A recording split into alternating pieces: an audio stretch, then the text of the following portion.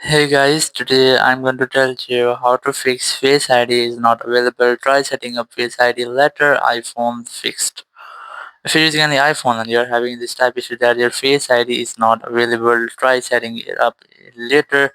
So let's see how can you easily fix that issue. First of all, you have to make sure that you have a stable internet connection. So after once you have checked, you have to open up your settings, and here you have to make sure that your software has been updated. So you have to go for general, then go for software update, and here you have to make sure that you have any update available, or if there's any pending update you must have to download and install it on your iPhone.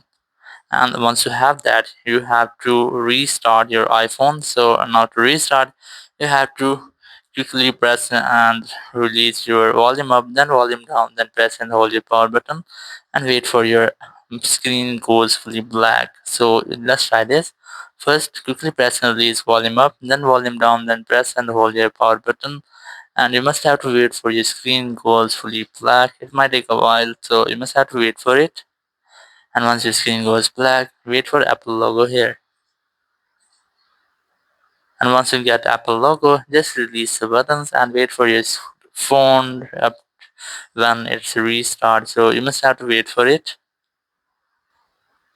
And once your phone has been restarted, you must have to unlock your phone. Just enter your passcode here.